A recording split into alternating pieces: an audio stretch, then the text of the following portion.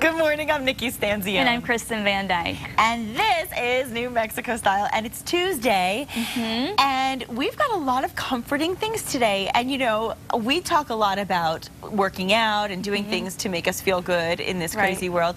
But you know a lot about comfort food, don't you, being from the South? I do. I was just thinking about some good old comfort food. And you know what I love? What? I love apples and peaches, and I see apple cobbler, peach cobbler, Oh, and yeah. it looks like we're making like a mixture of that today. We're doing an So apple I am peach super crisp. excited. Oh, I Yum. can't even think about it. And the thing that's really ironic about it all is we do also have a trainer. So, my trainer, in fact. So then it's okay to indulge. you think? I think so, as long as we're working out a little bit. Why not eat and go for the sweets? I think that's the key really to everything, is just finding balance in your life. We talk about that a lot. And so if you want to indulge once in a while, indulge, but also just take good care of yourself and do the working out thing too. And we'll talk more about that. But first, let's get to today's hot topics. Well, here's a shocker. You ready for this? After more than 2 decades of marriage, former California Governor Arnold Schwarzenegger, I was going to do it, but maybe I won't, and his wife Maria Shriver have officially separated. A spokeswoman for Schwarzenegger says the two were working on the future of their relationship while living apart. During Schwarzenegger's 7-year run as governor, Shriver and the couple's children never moved to Sacramento. Yeah, instead they resided in their secluded canyon estate in Los Angeles, a few miles from the Pacific Ocean. The couple says they'll continue to parent their 4 children together. But this is one of those marriages, I mean, it lasted a long time for the Hollywood, you know, for Hollywood marriages, they don't usually go 25 years. I know. You know what? Like, he was doing the government thing, and now he's going back into Hollywood. Oh, now they're yes. getting separated. The two kind of go hand in hand, maybe. I don't know. Well, he's already getting ready for pre-production, I think, for the next Terminator film. So he is officially the Governator. So, you know, I'm terrible at that accent. But the marriage is terminated. Yeah, so I mean, that's the thing is, you know, you think all these things. I'm wondering if it correlates with Oprah's end to her 25 years. I don't know. They were good friends of Oprah. Anyway. Anyway, on a more serious note, the Mississippi River will crest today, and that's, of course, leading to lots of flood concerns. In Tennessee, the river is at near record levels. In fact, just a few inches from the all-time record high, and people there are just holding their breath, hoping the levees hold up. Oh, it's so scary.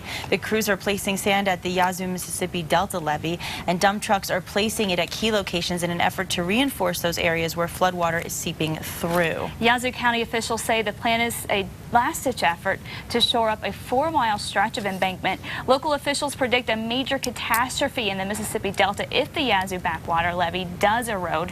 Mississippi Governor Haley Barbour recently announced people in 18 counties affected by the severe storms, flooding, and tornadoes between April 15th and April 28th are now eligible for federal disaster assistance. And, you know, this comes on the heels of last year, around April 25th last year, Yazoo tornado. And it was an F4. It killed 10 people, did a lot of damage, so they are just really getting hit hard. They really are. It's like once they make that recovery and they start getting back to the way things used to be, here comes Mother Nature with another disaster. And we just, we pray for all of you and hope that everything works out okay. I mean, it's been scary.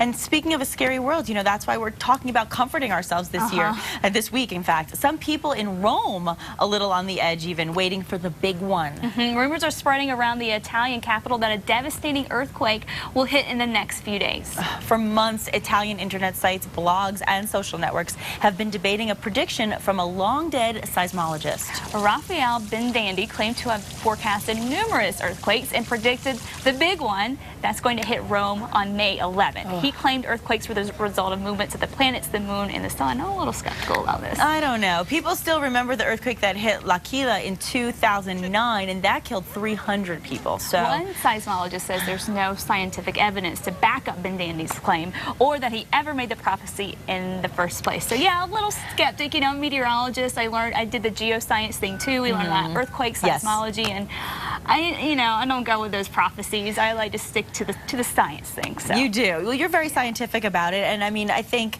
with earthquakes, it's the one thing you really can't predict, like the way you could predict a hurricane or the way you could predict a blizzard. Or so, you know, we'll keep our fingers crossed. Time will tell. It's only a day away, the 11th, so we will see, and we will hope for the best. And in France, this year's Cannes Film Festival is looking like it will be one to remember.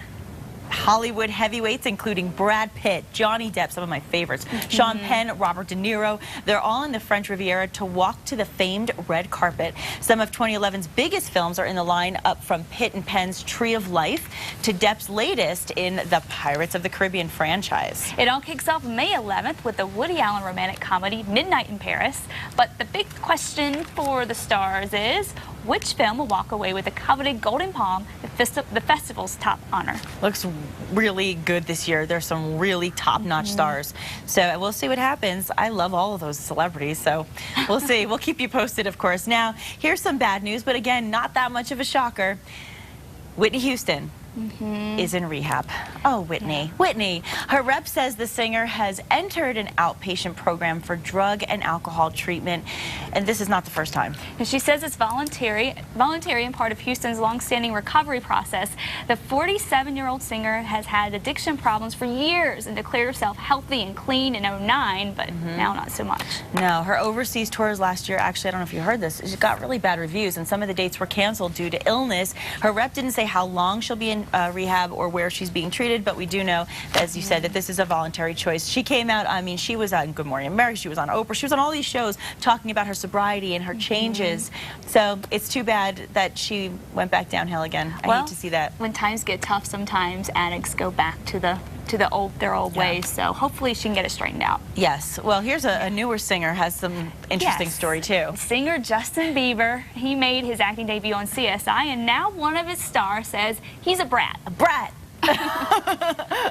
Actress Marge Helgenberg told a French radio show the singer was kind of a brat. Literally said that. And she went on to say while the teen superstar was nice to her, he locked one of the producers in a closet and put his fist through a cake that was on the craft service table. That is wrong. Bieber played a troubled teen on the show, so I guess he was channeling his inner actor. Helgenberger said the teen's acting skills were, quote, better than you think. And now he's tweeting back now saying it's kind of lame what Helgenberger said. He says that, you know, it's not true and that he was nice, and something happened on an airplane where he was told to be seated, but that was it. So. Okay. Well, you know, if he's playing a little brat, maybe that was his way of method acting, I guess. Maybe. It's possible. Meredith Vieira says she's leaving the Today Show. Yes, I can't believe that already. The host finally confirming Monday one of the worst-kept secrets in TV. It's not a big shock, but Vieira says she's leaving so she can spend more time with her husband and her 3 kids. She only replaced Katie Couric about 5 years ago, so it hasn't been too long.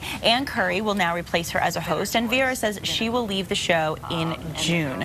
So we wish her lots of luck. She did a great job with the show, but Ann Curry, I think she's a wonderful host as well. So right, we'll have to see who's going to step in and fill Ann Curry's old shoes. Yes, we will see. In the meantime, what are we going to be expecting when we walk outside today? More wind. Here's a look at the forecast.